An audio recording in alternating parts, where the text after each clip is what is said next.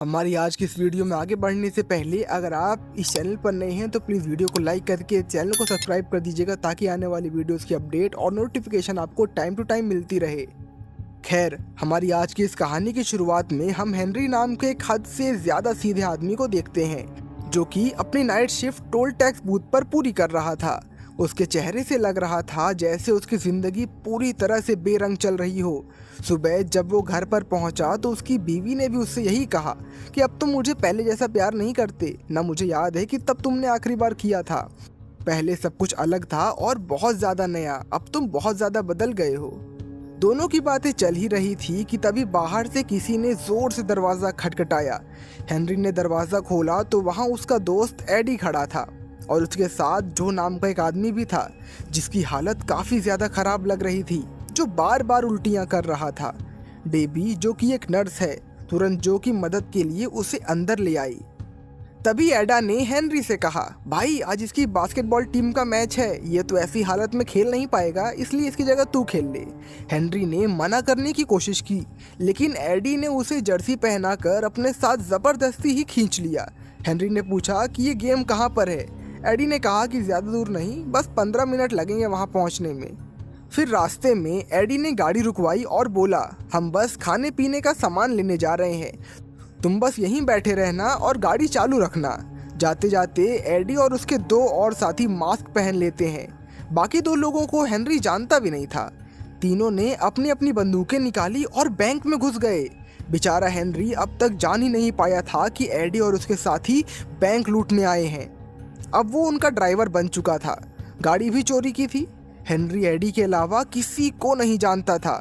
इतना सीधा था कि एडी का नाम भी नहीं लिया, यही सोचकर जैसे भी है दोस्त तो है। इसी वजह से बैंक लूटने की कोशिश के जुर्म में हेनरी को 3 साल की जेल हो गई। कुछ दिन जेल में बिताने के बाद वहाँ उसका दोस्त मैक्स नाम का एक आदमी बन जाता है। जेल में जब मैक्स ने उससे पूछा कि तुम्हारा सपना क्या था, तो हेनरी ने कहा कि मेरा कोई सपना नहीं है। मैक्स ने कहा कि कोई भी सपना न देखना सबसे बड़ा जुर्म है, लेकिन हेनरी ने फिर भी यही जवाब दिया। इस पर मैक्स ने कहा कि ऐसी ज़िंदगी का क्या फ़ायदा जिसमें कोई सपना ही ना हो। उधर हेनरी की बीवी कह रही थी कि अगर मेरे साथ नहीं रह सकते तो किसी और के साथ ही सही। वहीं दूसरी तरफ मैक्स को अब वो जेल ही अपने घर जैसा लगने लगा था, क्योंकि ना उसके घर में कुछ होता था और ना ही जेल में कुछ खास हो रहा है। दरअसल हेनरी को जेल में रहते ही इतना ज़्यादा वक्त हो चुका था कि वहाँ के अब कैदी भी उसको पहचान गए थे कि इस आदमी ने कुछ नहीं किया है, इसे बेकसूरन जेल में डाला गया है। खैर, ऐसे ही दिन बीतते रहे और वो दिन आ गया जब हेनरी को जेल से बेल मिलने वाली थी। वो बड़ी खुशी में जेल से बाहर निकला और सीधे अपने घर पहुंचा। घर पहुंचने के बाद घर का दरवाज़ा डेबी ने नहीं बल्कि जो ने खोला और हेनरी ये देखकर हैरान रह गया था कि डेबी के पेट में अब उसका बच्चा था। हेनरी मन ही मन सोचने लगा कि उसकी ज़िंदगी कितनी बदल चुकी है।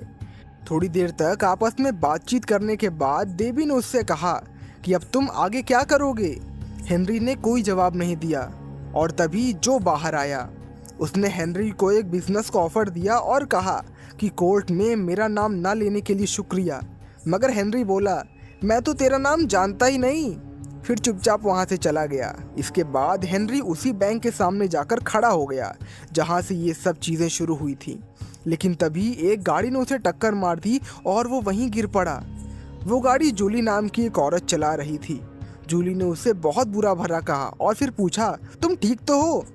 इसी बीच बैंक का गार्ड भी आ गया और एम्बुलेंस बुलाने को कहने लगा, लेकिन हेनरी ने मना कर दिया। गार्ड उसे सहारा देकर पास के कैफे में ले गया। जूली भी उनके पीछे पीछे आई। वहाँ हेनरी ने जूली से कहा कि मैंने तुम्हें कहीं तो देखा है। जूली बोली कि मुझे मत देखो, सड़क पर देखो और चलो चुपचाप। जिसके बाद हेनरी उस कैफे के वॉशरूम में जाता है। वॉशरूम में जाने के बाद उसे दिखता है कि वहाँ पर एक पेपर कटिंग लगी है जिसमें ये लिखा था कि आखिर सामने वाली बैंक को 80 साल पहले किस तरह से लूटा गया था। उसमें लिखा था कि 80 साल पहले चोरों ने इस बैंक में चोरी करने के लिए एक टनल का इस्तेमाल किया था जो कि बैंक के नीचे से जाती है और थिएटर में जाके मिलती है। इतना पढ़ते ही हेनरी उस कैफे से बाहर आता है और तुरंत जेल में जाकर मैक्स से मिलता है और वहाँ वो उससे कहता है कि मुझे अब मेरा सपना मिल चुका है। अब उस बैंक को लूटना ही मेरा एक लौता सपना है जिसके चक्कर में मैं यहाँ तक पहुँचा। जब सजा भुगतनी है तो कम से कम चोरी तो सही से करूं। मैक्स को कुछ समझ नहीं आया। हेनरी ने कहा कि क्या तुम बैंक लूटने में मेरा साथ दोगे? जिस पर मैक्स ने पूछा कि तेरे पास कोई प्लान है कि बस हवा में बातें कर रहा है? हेनरी ने कहा कि चिंता मत करो, टॉप क्लास प्लान है। इसके तुरंत बाद हेनरी थिएटर चला गया। वहाँ जूली नाटक की रिहर्सल कर रही थी। डायरेक्टर ने उसे खूब डांटा और कहा कि तुमसे ये सब नहीं हो पाएगा, बोरिया बिस्तर बांधो और चली जाओ यहाँ से। जूली गुस्से में कॉफी पीने बाहर चली गई। जाते जाते उसने हेनरी से पूछा कि कहीं तुम मेरा पीछा तो नहीं कर रहे? हेनरी ने मना किया और उसके पीछे कॉफी शॉप तक चला गया। वहाँ कॉफी पीते हुए हेनरी ने जूली की एक्टिंग की तारीफ की। जूली ने कहा कि एक्सीडेंट की कंप्लेन न करने के लिए थैंक्स। दूसरी तरफ जेल में मैक्स ने भी पेरोल अप्लाई कर दिया था। कुछ सवालों के बाद उसे भी छुट्टी मिल गई। दरअसल हेनरी ने उसे पहले ही समझा दिया था कि ऑफिसर्स के सामने किस तरह से पेश आना है और इसीलिए उसे पेरोल मिलने में कोई खास दिक्कत नहीं हुई थी। इसके बाद जब हेनरी जेल से बाहर उसे लेने आया तो मैक्स ने पूछा कि गाड़ी वाड़ी कहाँ है? हेनरी ने कहा कि मेरे पास कोई गाड़ी नहीं है। दरअसल वो वहाँ पर पैदल आया हुआ था। मैक्स भड़क गया और कहा कि किस पागल के चक्कर में आ गया मैं बाहर, मुझे वापस ले लो, मुझे बाहर नहीं रहना। लेकिन जब हेनरी ने अपना प्लान बताया तो मैक्स हैरान रह गया। उसने कहा कि सैम, तेरे ही तरीके से 80 साल पहले भी बैंक लूटा गया था और तेरे पास बंदूक वगैरह भी नहीं है। जिस पर हेनरी कहता है कि हाँ, मेरे पास कोई बंदूक तो नहीं है क्योंकि मैं किसी को नुकसान नहीं पहुंचाना चाहता। उसकी इस बात पर मैक्स को बहुत ज़्यादा खुन्नस आई और उसने कहा कि वाह रे मादर टेरेसा, पिछली बार के बाद जब बैंक वालों ने अगर तिजोरी की जगह बदल दी हो तो किसे पता है अब वो तिजोरी उस टनल के ऊपर है भी या नहीं। और अब इसी बात का पता लगाने के लिए दोनों लोग बैंक पहुंचे। वहां असिस्टेंट मैनेजर से मैक्स ने बहुत ही चालाकी से पूछताछ की और ये कंफर्म कर लिया कि बैंक बनने के बाद से अब तक तिजोरी जहां पर थी वहीं पर रखी गई है, उससे अपनी जगह से हटाया नहीं गया है। उसने ये जांच पड़ताल इतनी ज्यादा चालाकी से की कि मैनेजर को बिल्कुल भी शक नहीं हुआ। लेकिन बाहर मौजूद गार्ड को अभी भी उन पर लगातार डाउट हो रहा था। उसे मैक्स पर डाउट था कि मैंने इसको कहीं ना कहीं तो देखा है। खैर, वहां से निकलने के बाद वो दोनों टनल की जांच करने थिएटर गए। जूली हेनरी को फिर से देखकर हैरान हो गई और इस बार मैक्स भी उनके साथ में ही था। और इससे पहले कि जूली उनसे कुछ कह पाती, मैक्स ने खुद ही कह दिया कि मैं जब जवान था तो यहाँ बहुत नाटक किए हैं। मैं हेनरी को यही दिखाने लाया हूँ। क्या मैं ये थिएटर अंदर से देख सकता हूँ? जिस पर उसने कहा कि हाँ हाँ बिल्कुल देख लो, क्या ही दिक्कत होगी। जिसके बाद अंदर जाते ही जूली ने उससे पूछा कि कौन कौन से नाटक किए हैं इन्होंने। मैक्स ने सीधा शेक्सपियर का नाम बता दिया और फिर बोला कि मेरी यहाँ बहुत सारी यादें हैं, इसलिए मैं थिएटर का कोना कोना देखना चाहता हूँ, जिसके लिए मैक्स को परमिशन भी मिल गई। जैसे ही मैक्स अंदर गया तो जूली ने हेनरी से पूछा कि ये तुम्हारे पिताजी हैं क्या? हेनरी ने तुरंत कहा कि नहीं नहीं, बस अच्छा दोस्त है। उधर थिएटर का एक आदमी मैक्स को घूमते हुए टनल वाले दरवाजे तक ले गया, जहां मैक्स ने सबका जायजा लेना शुरू कर दिया। जायजा क्या, वो वहां पर ताक झांक कर रहा था कि स्थिति अच्छी है या नहीं चोरी करने के लिए। खैर, इसी बीच जूही ने हेनरी से पूछा कि तुम क्या करते हो? हेनरी ने साफ साफ कह दिया कि हाल ही में जेल से छूटा हूँ, फिलहाल कुछ नहीं करता। ये सुनकर जूली चौंक गई और बोली कि जेल क्यों गए थे तुम? कहीं तुमने किसी का मर्डर वर्डर तो नहीं किया था? इस पर हेनरी ने कहा कि बहुत लंबी कहानी है, फिर कभी सुनाऊंगा। जिसके थोड़ी देर बाद वो तीनों खाने पे निकल गए। वहां से घर जाने के बाद मैक्स ने हेनरी को बताया कि वो टनल एक ग्रीन रूम के दरवाजे से होते हुए गुजरती है और इसीलिए हमें वो कमरा हथियाना पड़ेगा। मैक्स अपनी बातें बड़बड़ा रहा था लेकिन हेनरी का ध्यान कहीं और था। दरअसल वो और जूली जल्दी डेट पर जाने वाले थे और इसी बात को लेकर हेनरी थोड़ा बहुत एक्साइटेड था। तैयार होने के दौरान उसने मैक्स से पूछा कि अच्छा तो लग रहा हूँ ना मैं? जिस पर मैक्स हंसते हुए कहता है कि हाँ हाँ अच्छे लग रहे हो, तुम पहले अपनी डेट एंजॉय कर लो, चोरी वोरी हम बाद में कर लेंगे। जिसके बाद हमें दिखाया जाता है कि हेनरी और जूली दोनों डेट पर आए हुए हैं। थोड़ी देर तक बातचीत करने के बाद हेनरी जूली को बताता है कि किस तरह से उसे बिना मतलब के लिए जेल में डाल दिया गया था और अब वो कैसे अब उस बैंक में चोरी करने वाला है। उसने उसे ये भी बताया कि अब वो कैसे उस बैंक में चोरी करेगा, यानी कि उसका प्लान क्या है। उसका प्लान सुनने के बाद जूली पहले तो बहुत ज़्यादा घबरा गई कि इसमें कितना ज़्यादा खतरा है।